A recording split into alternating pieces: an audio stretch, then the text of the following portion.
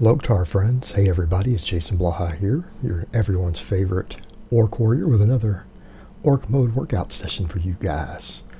So, kind of bumped up some stuff today. All my squatting and all my benching, I did a 2.5 pound increase this week from last week.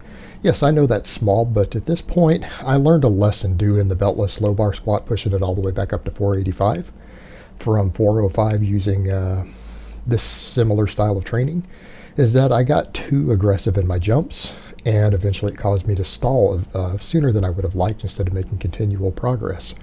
I'm not going to make the same mistake with the beltless high bar squat now that I've switched over to that. All right, we're going to do 2.5 pound jumps. We're not going to increase more than that per week. Will that make me probably fall 5 pounds short of 500 pounds on that lift this year? Yeah. But you know what? If I'm squatting 495 beltless high bar every day by the end of the year, I'll count that as a victory, because we know I can throw a belt on it, throw 20 more pounds on it at any point. So, who cares? In fact, I just want to keep building up my beltless squat. I kind of like beltless training. I did a little bit of belted training for a few months, like 6 months this year. And that's probably enough for a while. We're going to take the belt completely back off. Because I'm all about building a base without a belt, building a base without a belt. And yeah, doing this high bar stuff, it's harder. But you know what? It's all good. It's all good. Because I'm still going to get strong on it. I'll still get strong on it. The single today was less than 2 seconds on the concentric rep. That means we are getting real fast again. So after the 2.5 pound jump, putting it up to 437.5, it just flew up. It was like a 1.9 something second rep. So less than 2 seconds on the concentric. And I feel like I got decent depth there and just shot up just under 2 seconds. Honestly, today I went ahead and I micro-loaded up my back off work, also my pause squats. And they felt kind of light today too, which is surprising because I've been doing cardio, started doing cardio again last week after several months of no cardio. Just started throwing lifts back in, and it hasn't harmed my recovery at all. So that's a good thing. And I think that the key to that, and I always tell guys, when you add cardio back into a strength program, less is more. In other words, you need to adapt to it. Don't throw so much cardio in that it messes with your strength. Now, I had the advantage of last year when I did that 30-pound cut. I was doing like 3 hours of list cardio every day. But I also wasn't training this hard as far as the free weights go. So I don't think I can get away with that right now. But because I built all that work capacity last year, and I continued to do an hour every day up until I started this training system again where I was squatting every day, I had that endurance already there, and I was able to ease right back into it by just doing, an hour of lifts a day, and it's not interfering. And as long as I keep it moderated like that and I keep it in check, I don't think it's going to be a problem. What it is going to let me do is get better nutrient partitioning, possibly better recovery, and ultimately just more energy turnover. So that we can recomp better. Lose body fat faster while not having to scale food back. I always tell people, they ask stuff like that, is it better to do whatever? Look, guys, it's not better to cut calories if you don't have to. Because reducing food intake reduces anabolic hormones in the body, reduces recovery from training, reduces a lot of things that you need, and you're more likely to rebound later in the sense that you're going to want to overeat eventually. And if you're keeping your calories relatively high, especially when you're slow cutting and you're just increasing your activity, I think from a performance and athletic perspective, I think it produces better results. We're not talking about just body composition, because just straight caloric restriction obviously is the fastest way to lose body fat.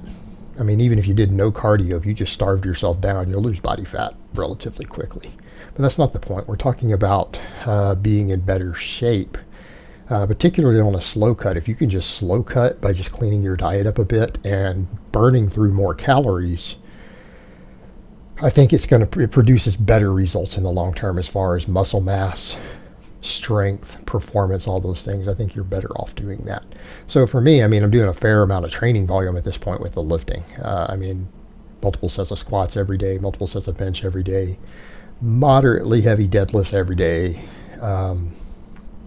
It actually ends up being a lot of volume, a lot of tonnage for the week. And you throw in a little bit of cardio, and the overall energy turnover can get pretty high. They can let you eat a lot of food while losing weight, and that's a good thing. Bumped up all my benching today, 2.5 pounds. This was easy. I did a nice long pause, 327.5, just locked right out. Close grip. Easy. Absolutely easy.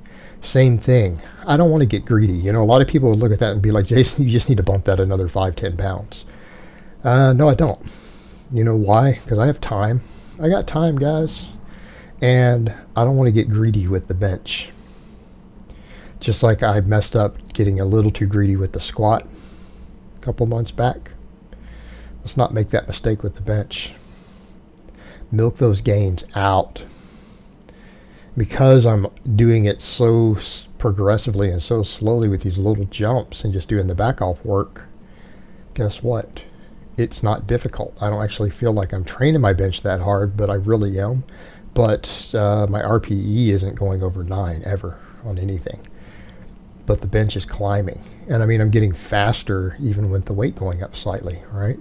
So that's a good thing. And all this pause work is helping with that speed. The pause work, the back off work is really the secret to this at this point on the bench. It's the bench volume I'm getting by doing 3 back off sets every day with a long pause. I'm building muscle, building power, all those things. And that's kind of the key there to this. That's why my bench is going up. And it's going to keep going up for a little while. I'm going to milk it out as long as I can. And same thing. We're going to micro load it. No more than 2.5 pound jumps. So next week we'll probably go to 230, right? 330, I mean, not 230. Oh, Lord, what did I just say? Yeah, so 330 is what we'll go next week, because this is going to be pretty easy this week. And like I said, I'm happy with it. It's trucking along. And, you know, hey, I mean, that would be great, too. I mean, if I could get my bench to 345, 350 this year, close grip, pause, eat legal, you know, be good to go. Did hook grip today, and wasn't too bad. And you guys know I'm not maxing on the deadlifts right now. I didn't even go really heavy the last 2 weeks. You guys saw me strap up and pull 575 without it being a grinder at all. But I'm keeping it in check because I'm doing all this volume of squatting and I'm pulling every day. We're just going to work on grip strength. We're going to work on technique and just keeping a little bit of strength on the deadlift. I'm not going to worry about going all out, particularly with this frequency of pulling, deadlifting up to 6 days a week after squatting. You know, I'm going to keep the intensity in check.